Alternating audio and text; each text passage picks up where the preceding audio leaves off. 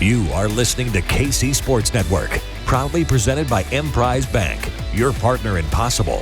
What's going on, everybody, and welcome back to another episode of No Other Pod. I'm Jimmy, along with my good buddy and star of stage, Daniel Kooser. How's it going, my friend? Star of the stage, man. You came down, you got a little Topeka day trip. How was that for you? It was great. Got to see you in your full-on acting glory. Yeah. And you were singing, you were tap dancing. It was quite the spectacle. It was enjoyable. Were you surprised? You were very talented. Brittany, at the intermission, she was like, kind of makes me want to, she used to do jazz dancing when she was like 7. She was like, kind of makes me want to get a pair of tap shoes and, try to learn again. Hell yeah, you're inspiring other people. I thought about taking some classes. I tell you what, dude, I've been fighting this cough for 3 weeks now. Yeah. I'm on steroids now, bro. So I might rage out on you. Okay. Go a little. You ever done that? Got a little prednisone action? Oh, I get, there's been a couple times in my life when I've had pneumonia and they give me a steroid inhaler to try to kick it. Is that what it is? Yeah. A lot of antibiotics, everything else. So I took some today and immediately my eyeballs were hot. It was a wild feeling. It's weird. I turned green and my shirt popped off and oh man. Yeah, it was wild. I'm ready to fight somebody. So, but no, seriously, it was good. If y'all are even if you're not interested in the theater, if you're interested in this podcast, go check out Daniel Kooser at the Topeka Civic Theater. I've never been to the Topeka Civic Theater. I did not know what to expect. So we walk in and they're like, here's your table. And I'm like, a table? That's fancy. And then they're like taking your drink order and water and everything. And it was like a nice dinner theater, really good space. You told me this, but not a bad seat in the house. It seats like just shy of 300 people. You probably think like, okay, what kind of little rinky-dink theater is it? What, seats like 50, 60 people? Seats just shy of 300, so pretty wild. And it was a really fun show. I didn't really know much about it at all, except what you had told me, so go check it out. Did you have some giggles? I did some giggling, so some laughing, some crying. No crying, nice. But it was good. Very well done. Thanks, man. It's a lot of fun. Y'all should go check it out. But there was a soccer game that did occur, whether we wanted to have occurred or not. It happened. So we'll talk about that. But yes, if you have not left us a 5-star rating and review, we'd encourage you to go do so. Because if you did, this is when we would be reading it on air. This is it. We talk about it, and because we have to. Like it's in the contract. We have to do it. The contract we signed with ourselves 5 years ago when we decided. Well, I mean, we did make a commitment way back when. If you leave a review, we're gonna read it.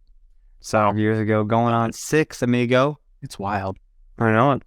It's wild. But let's jump on into this because there's plenty. I guess. About. Sporting Kansas City went on down to Dallas, Frisco to be specific. About 45 minutes outside of Dallas to take on FC Dallas. And we know that traveling down to Dallas to take on FC Dallas is always, whether it should or shouldn't be, it's always a tough task for Sporting Kansas City. And this year, through the first 3 games of the year, the discourse online around this club has not been great because there have been some disappointing results. Regardless of how well the team is or is not playing, the results in the end have been disappointing. And so we were heading down to Frisco, looking to get our first win of the season, looking to get our first goal of the season. And one of those things happened. But unfortunately not both of them. So this is just, I don't know. This is a tough game. Spoiler alert, obviously. I'm assuming if you're listening, you know the result. Sporting Kansas City lost 2-1. But this was kind of a rough one because we knew going into the game that Tim Leibold, our new left back, was questionable with the hamstring injury from last week, and kind of had a feeling he probably wasn't going to play. Mm-hmm. They've been treating everybody with kid gloves with injuries and such. So the lineup was largely unchanged from last week, except Ben Sweat was in there at left back, and y'all know how I feel about Ben Sweat and his defensive capabilities. It makes me nervous. I'm telling you, he went vegan, so I worry about his his bones aren't getting enough vitamin D and whatnot. I worry about him. You got some vegan advice for Ben Sweat? Me and Ben, we probably gonna start hanging out all the time because it's like a vegan club. It's a cult, but we call it a club. Okay. There you go. Y'all both got the longer hair that's growing out and such. So. Yeah, he saw mine and he was like, I should probably do that. I'm like, probably. I mean, we all know that you inspired. Your hair was the inspiration for Graham Zusi, right? No.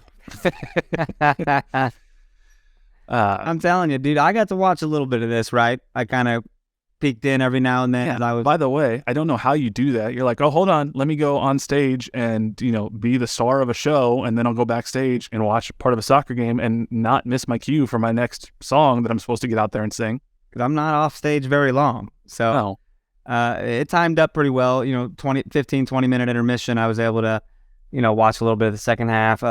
Was the goalkeeper getting sent off? No, he wasn't. Just kidding. In the first half, I was able to see us miss 2 PKs in very quick succession. Oh, my God. So that was a fun time, too. I really saw the big moments, but missed all the goals, Well, it started early for Sporting Kansas City. It was in the 11th minute, and it actually started with Ben Sweat up the left side. A pretty decent pass, credit where credit's due, up the left side to, God, who is it?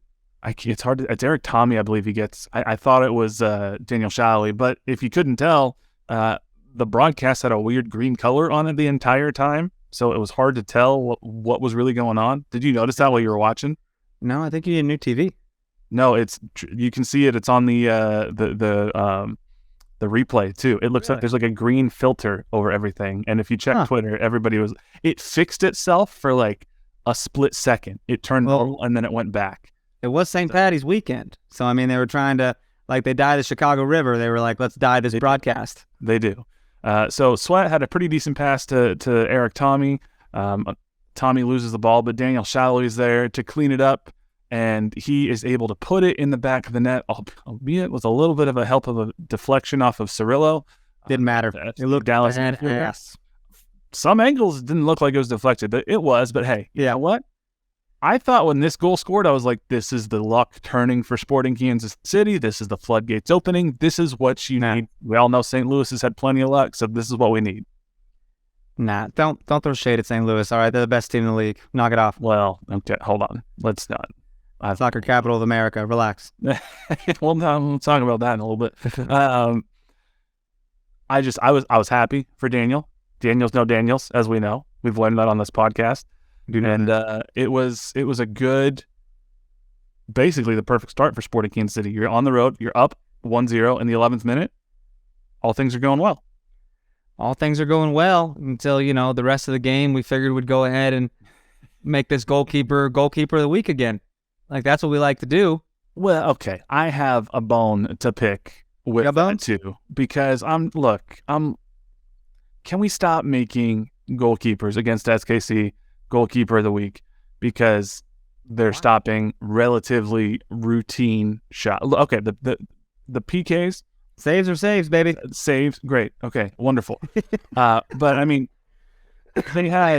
had 3 shots on goal.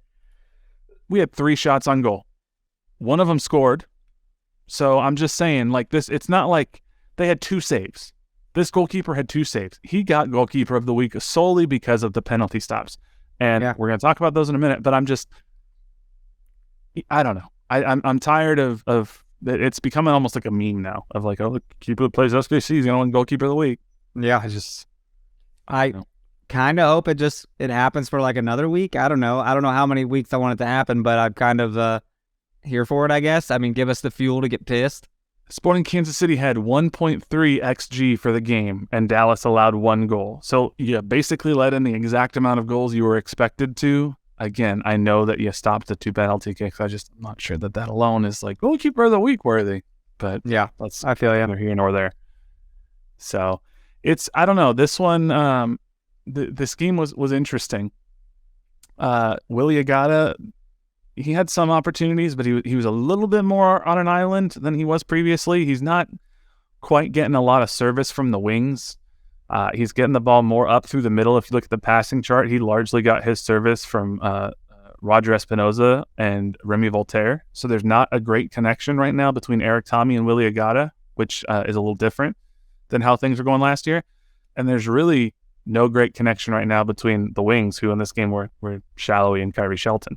So Agata's still starting off kind of slow to 2023. I don't know what to do, man. I'm pretty sure we're never going to see Alan Polito again. Like, that's what it well, is, you know? There's seemingly some more off-field stuff going on in his personal life if some of the reporting in Spanish is to be believed. Some Spanish report about a divorce going on? I'm like, when did that happen? Well, I mean, as we know, you are our resident podcast Alan Polito Instagram expert / detective. I do, but I can't read Spanish, buddy. I gotta speculate. The guy posts all these ab shots and everything. It's like, who are those for? Body. Who are those for? Getting that revenge body. Well, I do know that it is unfortunately not been a single occurrence. It has been a multiple time occurrence when I get a text from you and it's like, Alan and his wife stopped following each other again. Because that's what you do, by the way. You stop following your spouse when you're mad at them. Yeah. But no, there was a whole lot of stuff. Apparently, you want to go into it? Allegedly, reportedly. Apparently, he had cheated before, and she took him back. Yeah. And then, it's happened again, and I'm like, oh, boy. No, it's not. It's a buddy of mine who speaks Spanish. Like, she was putting it all out on Instagram one time, and they were translating everything, so... Good times, man. This is the good shit. No other pod? I don't know. This is the TMZ section of No Other Pod. No hablas. No other pod. It's good shit. Yeah. On field, our striker, he's having some problems, putting the ball in the back of the net. Off field, our striker's having some problems, getting his personal stuff together. So, we're hoping that both of these things improve going forward for our strikers. But life not good. It's I will say, a lot of people are on the Kyrie hate train. Since when? Since when? I've never heard of this. I thought that this was Kyrie's best game of the season, which a lot of people might be like, okay, that's not a huge bar. But I thought getting this. What are you talking about? There's been 4 games. Right, but he put the ball in a dangerous spot a couple of times. There was just nobody there on the end of it, but there are at least 2 crosses I can think of specifically. I'm like, damn, somebody needs to be there on that back post, because if they are, that's a goal. So it was twice it happened, and he did very well defensively. I will grant you that I don't think if Kyrie Shelton is your starting right winger that you're probably an MLS Cup contending team, but I'm okay if Kyrie Shelton is a sub off the bench in the 70th minute who can use his size and his strength and his power and his defensive work rate to get you over the line. I think we're desperately, as we've said before, broken record, desperately missing Johnny Russell. I also am getting pretty tired of people saying, just assuming Johnny Russell comes in and fixes everything. That doesn't happen. I'm a little upset that 2 goals happened here. A little upset. Last week, we were really praising the defense. So the fact that 2 goals took place against us, a little upsetting, a little disheartening. So I just feel that, I don't know, man, Johnny Russell's not just going to come in and magically make us winners. He's not, because some of the things that are happening, they're not things that Johnny Russell can affect. If you look at the first goal that's the FC Dallas got in the second half, about 10 minutes in, this is just a banger of a goal. Velasco in the 55th minute, he gets a little back heel pass and he's at the top of the box, and there's Fontas closing down on him, and he just hits this thing well and true right into the top right corner of the net, and it's suddenly tied 1-1, and there's not much Pulskamp can do about that. And sometimes that happens. It happens. But sometimes, it happens, man. Yeah, not much you can do. Pulskamp obviously wasn't happy, but hey, it is what it is. 1-1, and then the penalty kicks happen, and we're gonna break down those penalty kicks and what we think went wrong here in just a minute after a break. Whether you're a Chiefs, Royals, Sporting KC, KC Current, K-State, KU, or Mizzou fan, we've got you covered. Thanks for watching this production of KC Sports Network, proudly presented by Emprise Bank. If you guys are watching that break right there, I was with my best friend, Jenna Weinbrenner. Did you see that? I did see that. Look at you. He's hanging out with Jenna. Yeah. It's a nifty little commercial we got there. If you're on the plug for the YouTube, KCSN Soccer, check it out. You'll get to see it visually. Absolutely. So, pretty cool. Jenna looked like she was having fun. Imagine that. 1-1, 55th minute, less than ideal, but still, what do we always say? You get a draw on the road, it's a success. Might not feel like one coming out of a 1-0 lead, but if you can hold on to this, still push for a winner, obviously, but if you can hold on to a 1-1 draw on the road in Dallas, it's going to be a success. Nah, bro, you've got everything changed. Momentum changed. When that goalkeeper does what he does with those penalty kicks, the team is now behind him. The team is like, we got you, bro. And they just put, oh my God, like that. You knew that was bad. You knew something was going to happen. If we make it, it changed. The momentum's in our favor. If he's a freaking beast like he was, then the momentum's in their favor. Yeah, it did go. So what happened is Ben Sweat has the ball. He's driving up the left side. I know I give Ben Sweat a hard time. Ben Sweat has some juice offensively. It's not like he's not a bad player. He brings something to this team, particularly on the offensive end. He's not afraid to get up in the attacking third and send in what is honestly a gorgeous ball to Willie Agata. Willie's angle might be slightly off. It might be slightly overhit, but Ben Sweat curls this thing right past the defender, right in front of Willie Agata. And Willie, to his credit, once he realizes that he's not going to quite get there, he uses his body very well and places himself between the ball and the keeper. And it's certainly not intentional on the keeper's end, but he takes out Willie, and that's a stone cold penalty. The keeper was pulled his arms back. He wasn't going to hit Willie Agata, but he just kept sliding. Momentum, the sliding was happening. And it was like, oh my God, it's so unfortunate because he didn't mean to do that shit. No. And it was amazing. It's a clear penalty. Like, he didn't really argue that it was a wrong call. He knew it was a penalty. But credit to Ben Sweat for that ball, and credit to Willie for putting himself in a position where he could easily earn the penalty without having to flop over. Because if he would have tried to come at the ball from the other side, I don't know how you say his name, Pace, the goalkeeper, Pius, he could have gone through the ball and then to Willie, which doesn't really matter if you get the ball first. If it's dangerous, it can still be a penalty, but it's much less likely. Willie did perfect. He positioned himself perfectly to get that penalty. Yeah. Unfortunately, he did not position the penalty kick that he took perfectly. This was a little funky. Willie's not normally our penalty taker. Johnny Russell, if he were in there, he would probably take it. And Eric Tawney took some last year, I think, too. Yeah, why do you think Willie stepped up and took this? Why do you think Daniel didn't take it? I don't know. I'd love to hear the conversation there. I guess there is no conversation. He probably just picked up the ball and was like, I got fouled, I'm taking it. He's a striker. It's not uncommon for your striker to take the penalty kicks. Right. He was the one who earned the foul. So credit where credit's due. And this might be a moment where he's thinking, like, I'm going to get my first goal. Let's get that, box checked. Yeah. And monkey off the back, right? Right. And then suddenly it's, okay, I'm a striker. I got my goal. Let's go get another. That's the go-ahead goal right now. It seemed like he was never really confident in where he wanted to put this penalty kick. He kind of tried to do the Benny Feilhaber thing where he walked up a little slow and then hesitated and thought he could get Pius leaning one way or the other. I think he just waited too long. Yeah, he did. Wasn't good. It's he tried to put it in the bottom right corner. Pius dove and he got a left hand to it and punched it away, and it kind of sucked. And then suddenly the referee puts his hands up as FC Dallas is about to throw the ball back in, and we're watching the replay, and it's not a very well placed kick from Agata, but moment of saving grace for Sporting Kansas City. Pius's foot was maybe an inch off the line. Very, very small, but it was off.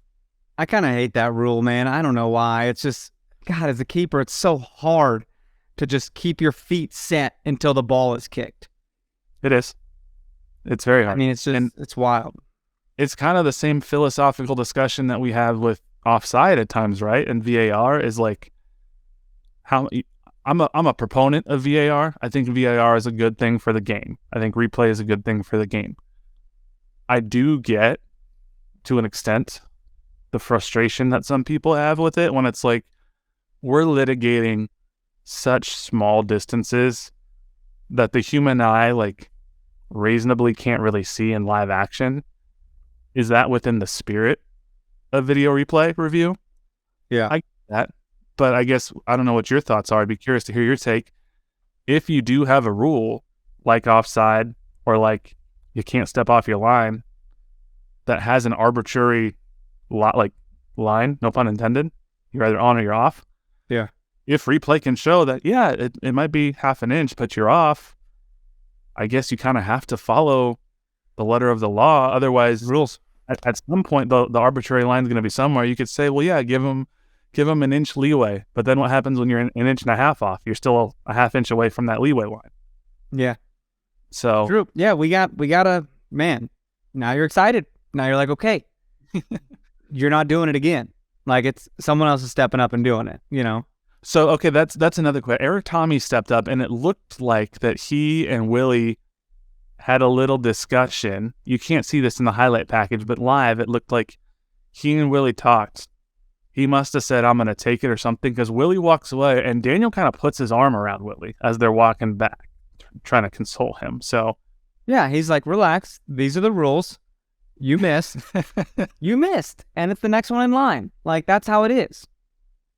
You think that's the way? That is how it is quite a bit, but there is a part of me that thinks, okay, penalties convert at an 80% rate. Unless Willie's just trash at taking these in practice, which I don't have any indication he is, there is a part of me that is like, let him get back up there and redeem himself. And I guess you just shatter his confidence that much more if he misses twice. Yes. It's a shatter. I don't like that. You don't like it? Yeah. Take a breather. You'll get your goal, whatever. Shake this one off. Because if he goes up there and misses a second time, That's true. Dude, that's a bad deal, man. That's true. Just takes his manhood. Just done. Jesus, man. I guess it all depends. And I'm sure Eric presented it in a really, professional manner. It probably depends on how he was like, you missed, my turn.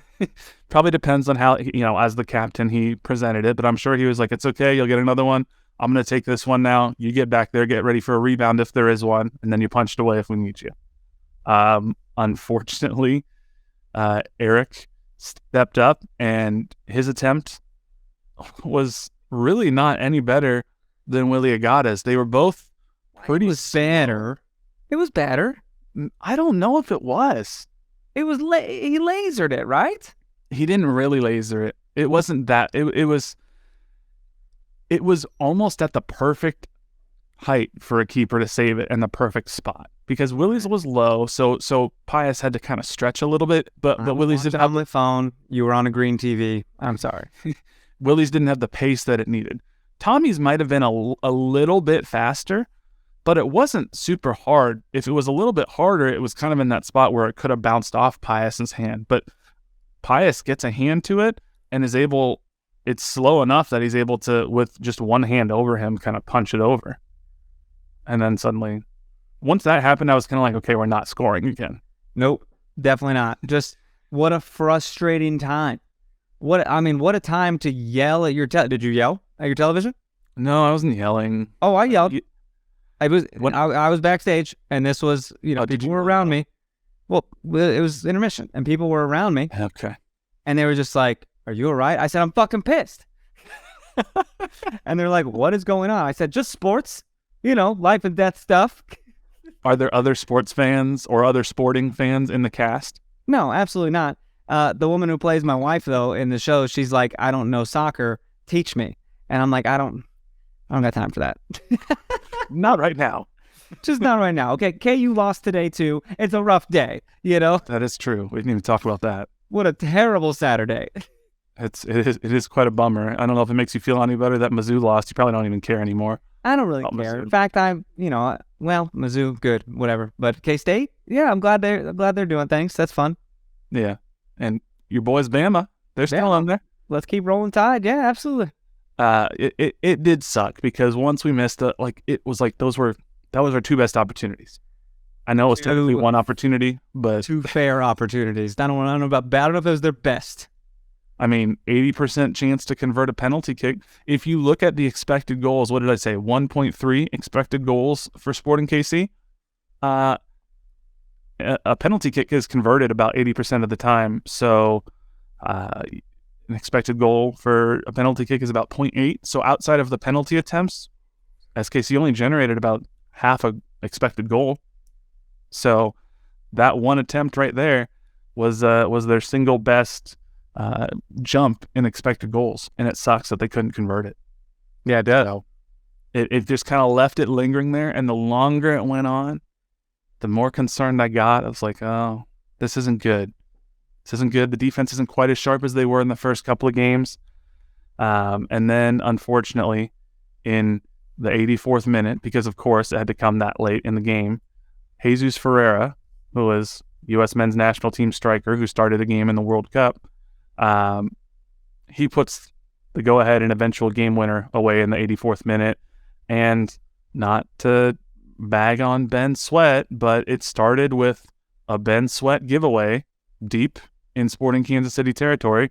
He tries to get a little cute with the ball and then maybe tries to clear it, but can't get it out away from the Dallas defender. And then he gets a little lazy with his defending on the cross. He doesn't close down, kind of has a little half-hearted left-footed kick that he tries to stop the cross with. And then Jesus Ferreira finds his way in between Felipe Hernandez and Andreu Fontes, puts one on frame. Pulskamp saves it. He puts it on frame again and hits the rebound. Pulskamp immediately kind of gets mad at Volader and Fontes. He's like, y'all kind of stopped. You didn't continue on with Ferreira, so he had a wide open tap in for a goal. There it is, 2-1. Kind of sucked. Kind of sucked, man. Last minute shit like that happens. And we thought we had a chance to equalize. It came back around yet again, because after Ferreira scores, we get into stoppage time, or almost stoppage time. I guess it was like 2 minutes later in the 87th minute. And Pius almost giving away again another penalty kick as he takes down Felipe Hernandez in the box after Willie Agata can't put the ball in the back of the net. He has shown a second yellow card. That is a red card that sends off their keeper. Sporting Kansas City gets an 88th minute penalty kick. All they have to do is step up and convert, which they have not been able to do twice at this point in the game. And you come out of here with a point that feels much better than it did 20 minutes ago. Except then there's video review, and Felipe Hernandez is maybe 8 to 12 inches at most offside as soon as Willie Agata heads it in. No yellow, no red, no penalty. Ball game. Good times. Good times. That was great. The crowd was just erupting, right? Like just chaos. They were not happy with the referee at first, and then they were happy that it got overturned. And, you know, they were not happy with the referee back when they overturned or gave Sporting Kansas City a second attempt at a penalty kick. And it's just sucks. It's all you can say. Peter Vermees said, I think their first goal was a good goal. It was good build-up by them. They kind of turned the ball over in the middle of the midfield, and I don't know if there was a foul or not, but we had a chance to defend. They moved the ball pretty well on the left-hand side, and it was a good finish. That's just going to happen. So he's kind of like, hey, credit where credit's due. We made a mistake. They capitalized. It's great.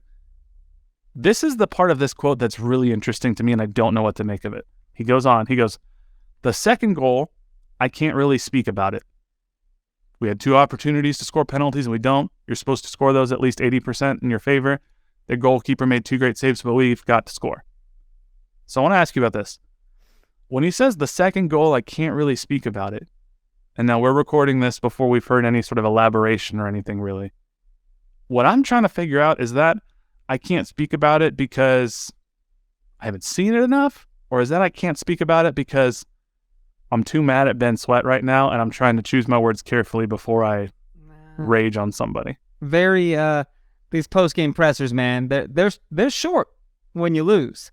So he wasn't given much. When you watch the video, it's fat bing, bang, boom, he's out of there. And I feel like, you know, he probably wishes that ball was cleared. Obviously, Pulskamp did the save, and no one was around to clear the ball. he just how it is. And he probably wishes Ben didn't give it away and had a better job defending that cross. That's what, Sweat came off immediately after that play. It might have been due to he got potentially injured a little bit earlier. I don't know if that's what it was. I don't know if Peter was mad with Ben after that play and he was like, yank him.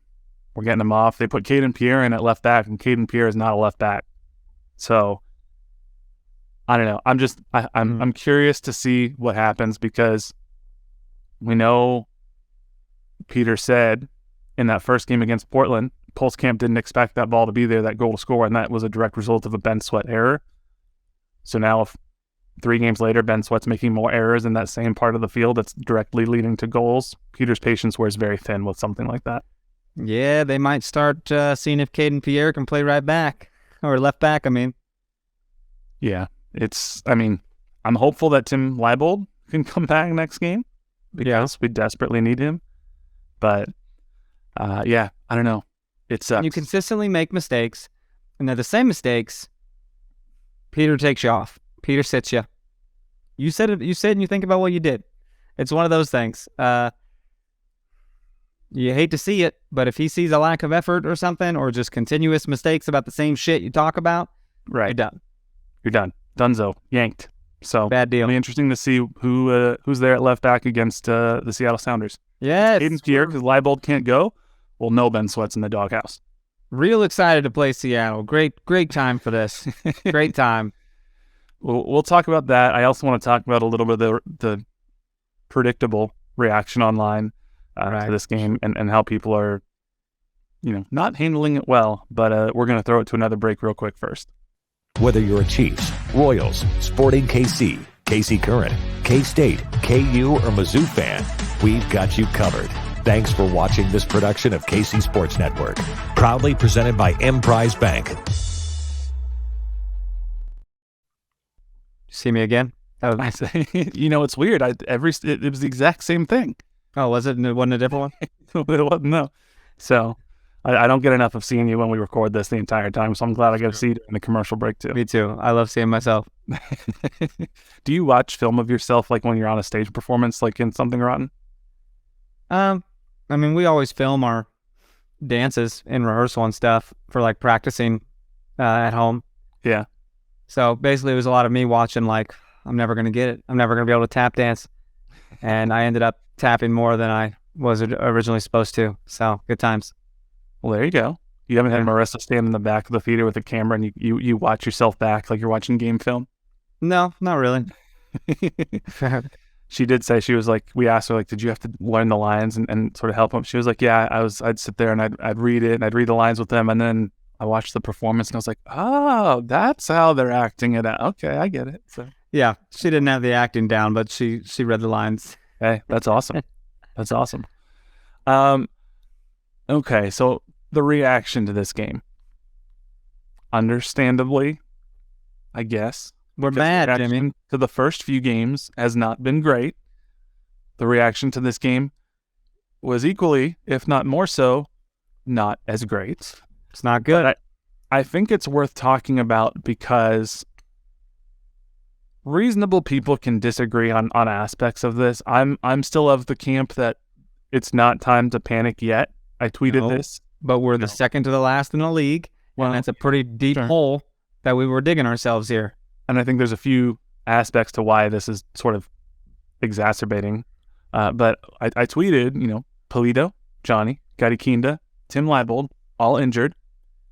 And then if, they should be all coming back. Kinda's probably the farthest away from coming back, but hopefully within the next, 4 or 5 weeks, he comes back. Everybody else should be pretty soon. And then if Nemanja Radoja gets better integrated, so Roger's not having to start every single game. And then if Danny Rosero gets his visa and is here within the next week or so, as he hopefully should be, that's 5, maybe 6 starters that were not playing or starting against FC Dallas that could be starting a month from now. That's a drastically different situation and a drastically different team than we're watching right now. And I'm not saying that excuses some of the results.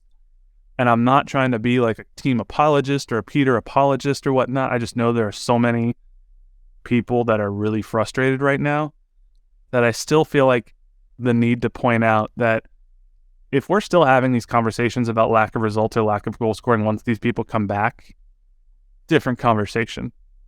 But I don't want to be that cynical right now, I guess. And maybe it's blind optimism. I don't think it is, but I don't know. What is your mind changing at all on this, or where are you at?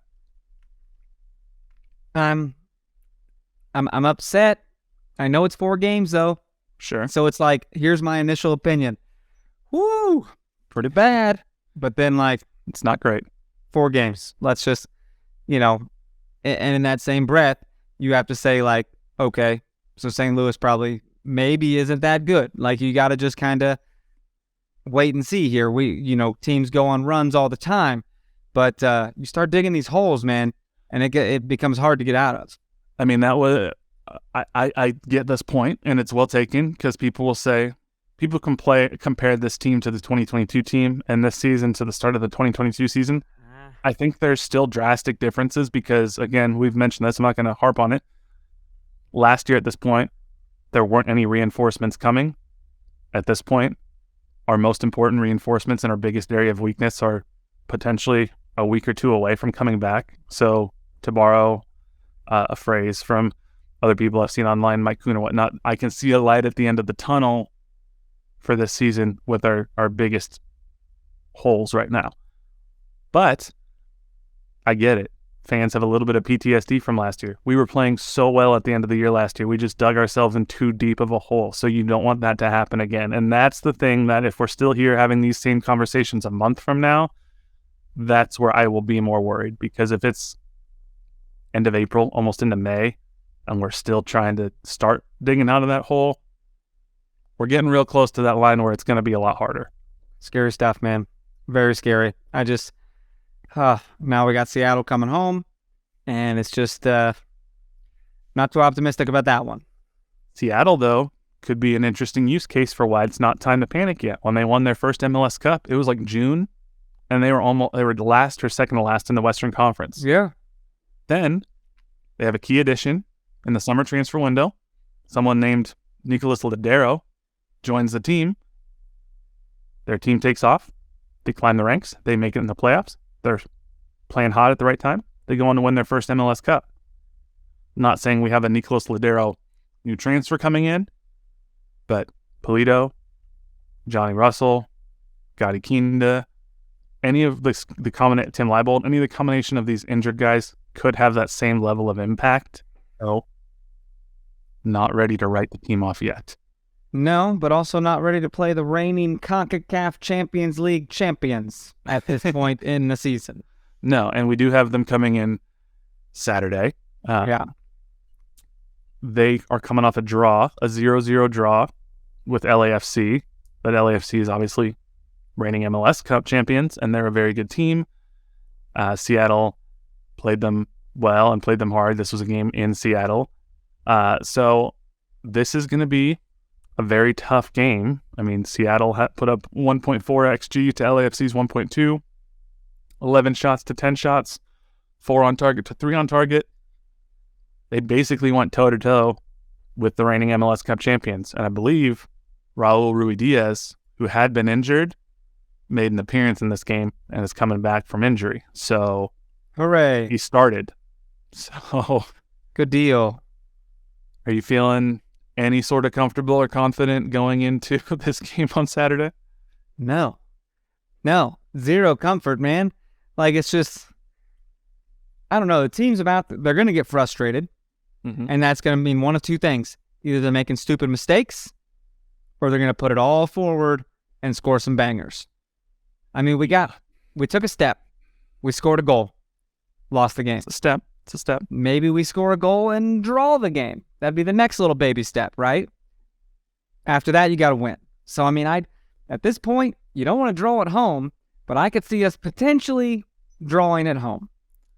It just really sucks because we have said so many times on this podcast, you win at home, you draw on the road, you're going to be there at the end of the season. Mm-hmm. The Seattle Sounders are very good. I'm looking at this lineup that started the game against LAFC, and I'm like, damn it, this is a good team. I mean, yeah, some of them are probably a little past their prime, but they're still very good players. Raul Ruidiaz is a very good striker. Jordan Morris, controversial, but a very good winger in MLS, especially. Ladero and Rusnak leading their midfield in the middle and up front, and then Christian Roldan on the wing. Again, very strong front five. And then Joao Paulo as their defensive midfielder is a hell of a player. Alex Roldan has turned into a very capable right back. And then their backline's solid in front of one of the longest tenured, really good keepers in MLS, Stefan Fry. This is an intimidating, really good team. And it's scary. I think Sporting Kansas City are capable of beating them, but I don't feel confident enough to sit here and say we are going to win on Saturday. I think it would be... I have no reason to be able to sit here and say we're going to win. I also am not necessarily sitting here and say we're going to lose. But it's so hard to know what SKC team will show up. It is. I mean, we'll just have to wait and see, man. They could fire 30 shots on the goal and not score. Like, it's just, I'm hopeful. I think SKC's best chance is they have to score early and they have to play on the front foot. If Seattle scores first, they're going to smell blood in the water.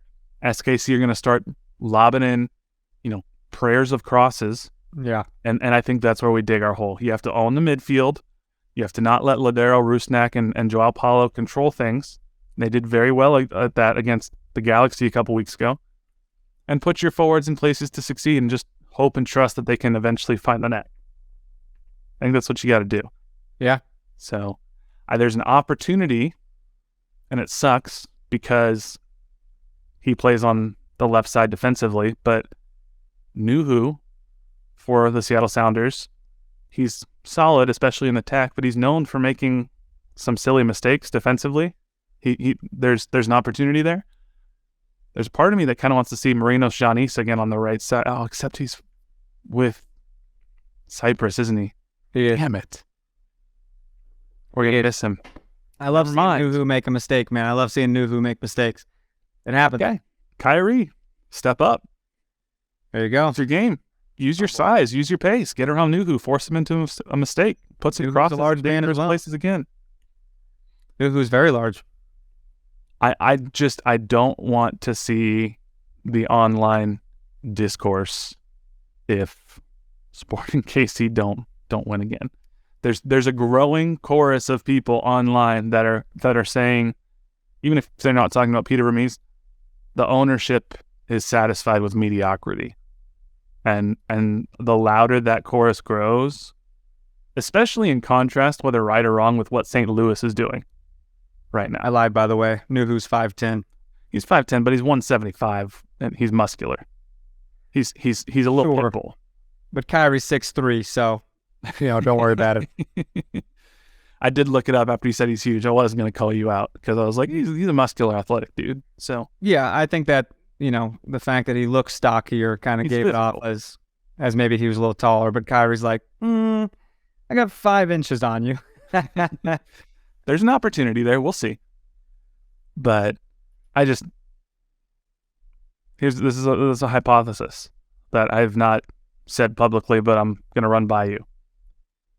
I think Sporting Kansas City as a club was so successful with the rebrand in whatever it was, 2009, 2010. And I mean, we talked with Chad Reynolds on this podcast. He was like, we were trying not to just appeal to soccer fans. We were appealing to Kansas City fans. And they did such a good job at that. And they've been riding that for so long. Now that more expansion teams have come into the league, you have Austin, you have Charlotte, you have Atlanta, LAFC, now St. Louis, Minnesota, Orlando. Stadiums are catching up and surpassing Children's Mercy Park. And supporter sections have a different type of energy that SKC's frankly doesn't have right now at this moment for whatever reason. Yeah. I think I think that's adding to just this sense of like stagnation with the club. So winning can fix it, but I am curious to see if there's other things that can be done beyond just the Shield Club to try to bring people back. Beyond the Shield Club, beyond making sure podcasts don't steal your language, your branding or whatever. We're big into C&Ds, baby. Hey, you and I just need to be fortunate that we're still hanging on. Don't come for us, Sporting. Well, yeah, okay. So if you don't know what's going on Monday, there's a St. Louis City podcast that called itself the Soccer Capital of America. Capital spelled with an O, like the Capitol building, not capital of a state. Right. And St. Louis we'd be lying if we didn't say St. Louis has a very rich soccer history. Sure. Ignoring fact if you didn't say it. But apparently Sporting Kansas City has a trademark on the phrase Soccer Capital of America with an A, or a Sporting Kansas City affiliate at least does, like a subsidiary arm. So they sent a cease and desist letter that was made public, and now it's not a great look for SKC because it looks like this club is coming down on this small independent podcast who has no legal way to be able to fight this, and got St. Louis fans up in arms. Explain why this has to happen. I'm not a lawyer. This is, not legal advice. Filibuster. But my understanding is if you have a trademark and you are made aware that there is a potential infringement of said trademark, you can lose your trademark if you do not, quote, protect that trademark, where basically the patent office does not, as the patent office, I don't know, whoever does the trademarking, does not police trademarks. It's up to the individual businesses to police their trademark. And if you do not, you lose diluting your trademark and eventually losing it. Yeah. And so Sporting Kansas City must have been made aware of this. They sent this letter. I understand. If I were a St. Louis fan, I'm sure I'd be mad too. And I'm not going to sit here and try to say, look, we're a small fan-run podcast. It would suck if the club came to us and said, hey, your name's too close to our club motto. You got to change it. I would be crushed. All that brand equity we've built, our logo and everything. It would suck. We just gave them ideas. I don't know why we even mentioned it. So I get that. I also don't think this is as dramatic as some people are making it out to be. Sporting Kansas City is trying to destroy fan media. Like, I don't think St. Louis is in their minds that much. No, that's not it. Yeah, I mean, we know of at least another instance where this happened. I mean, they got to do what they got to do. I'm going to credit Alex Long on Twitter. He replied to me. I don't believe he's a lawyer either, but I think this is probably phrased well. He Alex Long me on Twitter. Our friend Alex? Yeah. Oh, He was at the show. Yeah. With Brittany. His lovely wife, I assume, since they have the same last name. But what Alex said was, I think the law isn't super clear on what level of infringement won't affect your hold on your trademark, so a lot of companies err on the side of defending their mark. It would be silly to lose something you've devoted lots of time and money to develop because you let a podcast use it. And I think ultimately that's what it comes down to. I don't think it's this big, nefarious, evil empire Sporting Kansas City trying to crush the little St. Louis fan. I think it's just their lawyers advise them better to err on the side of caution, else you may lose the trademark. So that's what they're doing. So that's what's right. going on there. I see you must have been asking what the right thing to do is, because Chad Smith made sure to come on and tell you the right thing to do. That makes sense. Oh, Chadwick. Chadwick. But so I appreciate Alex. I think that's probably very likely the case. Yeah. Exactly what happened. So it's not as sinister as St. Louis fans make it, but this is only going to add to the fuel of this St. Louis rivalry. Think about it now. The first time we go down in May to play in St. Louis, I fully expect them to have a giant tifo, and they should. They should. I would be disappointed if they don't. A giant tifo that just says Soccer Capital of America. Well, why wouldn't they? I mean, they have to. 100%. If it were reversed, we would do it. Yes. 100%. And I'm sure we just need to have a tifo battle back and forth now, because then when they come play at Children's Mercy Park, there needs to be something about Soccer Capital of America. Like, this just needs to just continue to. This is how rivalries can continue. As silly as this all is, this is how rivalries can continue to develop, because this is really the first actual controversy that involves the two clubs that isn't just, hey, you're in St. Louis and we're in Kansas City. So rough, dude. They don't got to do anything. All they got to say, they got to just do a tifo that says standings. We could make a tifo that says, "Make sure your video board works." Yeah. I mean, it's like you spend all that money at a stadium, your video board doesn't work and it's flooding. So let's work. Have better cheese. Right? Toasted ravioli sucks. Yeah. I mean, what is that? It's a St. Louis thing. Toasted ravioli, people. That's not. Why? It's a St. Louis delicacy. Delicacy. There's St. Louis City SC fans in the stands with giant toasted ravioli headdresses. Like cheese heads? Like from Packers? Cheese heads. No, like it looks like if you were to wear a sunflower around your head and your face is in the middle, except it's a toasted ravioli. That's a real thing? That's a real thing. I'm going to find this photo disgusting. Right now, and I'm going to send this to you so you can see it online. You send me the best stuff. You sent me a video of Kevin Ellis fighting someone the other day. Did you watch it? No, not yet. That's my reminder to watch it. Yeah, it's very much a real thing. Kevin Ellis got in a fist fight with another player in the Arena Soccer League. Okay, here it is. I was filibustering. I found this image. I'm going to send it to you right now so you can live react on the podcast. Maybe I'll send this to our producer. They can cut it in on the video version of this so they can see.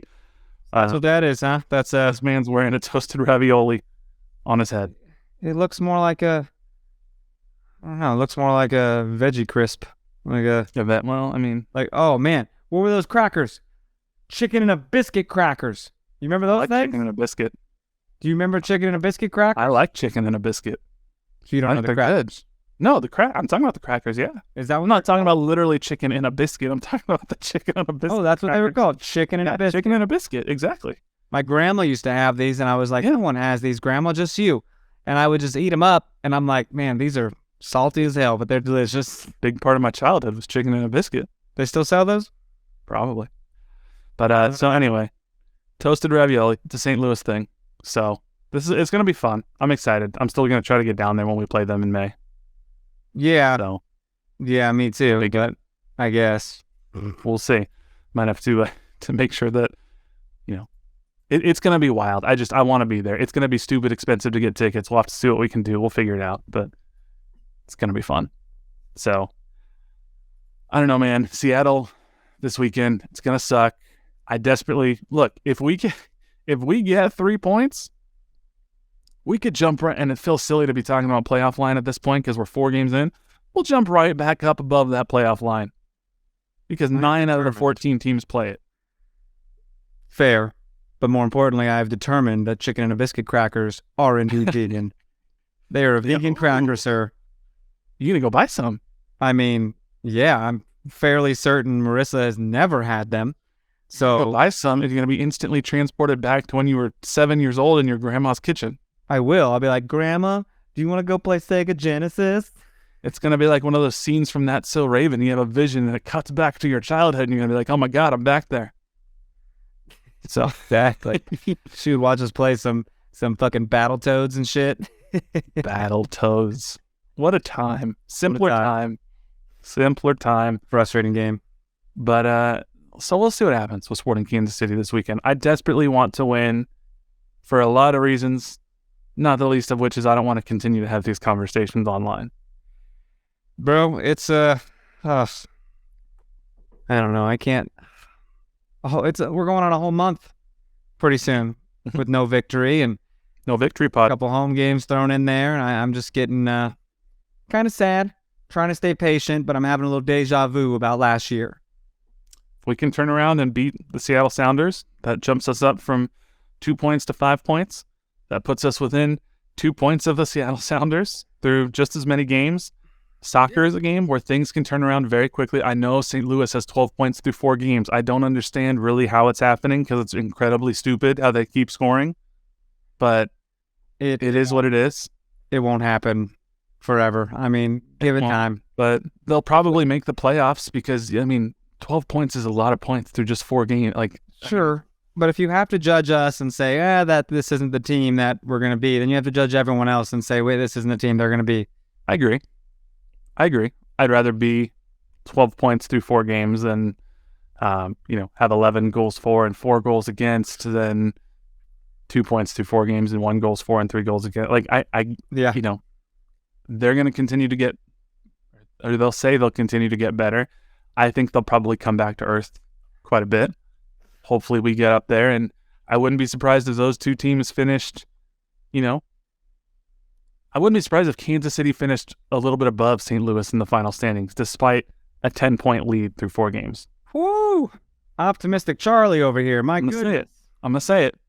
So we'll look back at the end of the season to when we're recording this, the week of March 20th, and we'll see if I was right. I would love to be right, because I would love to go back and all those St. Louis fans in my mentions. I don't like it. I'm not gonna go there with you.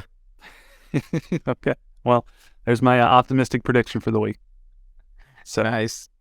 We'll you got anything else you want to talk about this week? There's plenty of other weird stuff that happened in MLS. Thiago Almada is out there just scoring bangers for Atlanta United. He's going to be sold for like $25-30 million this summer. Yeah, no doubt. But nah, man, I don't know anything else. It's just another 7:30 game on Saturday. It's I don't know, gonna get exciting. It is nice that with this Apple deal, if it's a game on Apple TV Saturday 7:30, that's when it is. Standard window. Usually.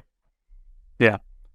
But anyway, I think that's all we got this week. We'll see if we talk about the U.S. games that are coming up this week, next week. We'll see what happens. Right now, I'm not all that excited to watch the United States take on Grenada. No, we don't need to talk about that. Who gives a shit? We'll probably try to watch a little bit, but I think that hey, Sporting's not getting the job done right now. Who was getting the job done at the end of the year and was runners up in a freaking championship game was KC Current. They return to play this Saturday. So come join me and our colleague Chris Wright over on Currently tomorrow, and we're gonna break down the first game. So exciting stuff. And I'm sure you'll talk about those new stadium renderings they just released too. Yeah, man, got me wanting to sign up for that field club. Tell me if I could get a good hypnotist to tell my wife why that's a good idea. Keep working on it. Yeah, no shit. So, well, thank you all so much for listening with us. We appreciate it. There are brighter days ahead. I truly believe that brighter days are coming for Sporting Kansas City. But in the meantime, make sure you follow us on Twitter and Instagram at NoOtherPod, at Dan Kooser, at JCMac03. Shoot us an email, nootherpod@gmail.com. Check us out on YouTube, KCSN Soccer on YouTube, and leave us that 5-star rating and review. But until then, he's Dan. I'm Jimmy. We'll catch y'all later. See ya. Brighter days are coming. Jimmy said it. Thanks for watching this production of KC Sports Network, the fastest growing sports media network in Kansas City. Check out these videos that feature our team of more than 15 former players, insiders, and analysts bringing you the best Chiefs coverage you can find. Entertain, educate, inform. KC Sports Network.